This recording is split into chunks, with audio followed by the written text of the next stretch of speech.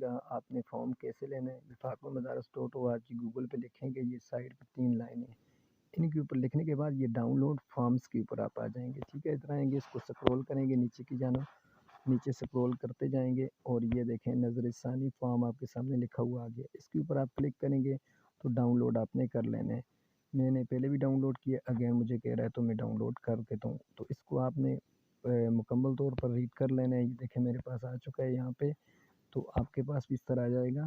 اس کو آپ نے غور سے پڑھنا ہے. اب جس درجے کا آپ نے بھیجنا ہے نظر ثانی کے لیے، تو اس کی فیس آپ نے یہ نیچے دیکھ لینی ہے. دیکھیں 490 روپے سے لے کر تجوید العلماء 600 تک ہے، یعنی کہ جو بھی آپ کا درجہ ہے اس کی آپ نے فیس یہاں سے دیکھنی ہے. اور نیچے یہ بینک کے نمبر ہیں، اس بینک ان بینک میں آپ بھیج سکتے ہیں فیس.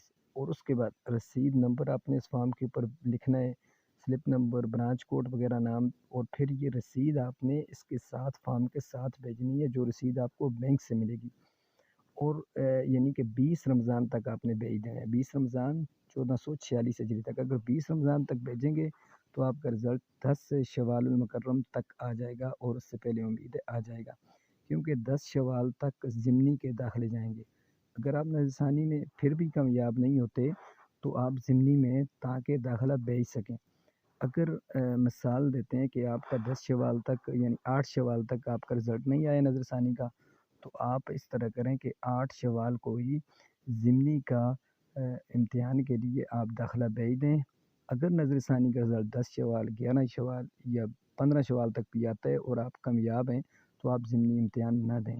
اگر آپ کا رزلٹ صحیح نہیں آتا ہے تو آپ نے ضمنی کا داخلہ ہی بھیجا ہوگا، تو اس صورت میں آپ تاکہ آگے جو ضمنی کا امتحان ذی الحجہ میں ہوگا اس میں تاکہ آپ شرکت کر سکیں. اس کے علاوہ بھی فارم کے اوپر سب کچھ لکھا ہوا ہے، فارم ڈاؤن لوڈ کریں، اسے دیکھیں نظر ثانی کیا، تو اس کے بعد آپ خود فیصلہ کر لیں اگر آپ نے کرنے کہ نہیں کرنے. جو بات باقی سمجھ نہ آئے تو آپ کمنٹ باکس میں پوچھ لیں، انشاءاللہ میں آپ کو اس کا ضرور رپلائی کروں گا. ویڈیو اچھی لگے چینل کو سبسکرائب کر کے ویڈیو کو لائک کر دیں.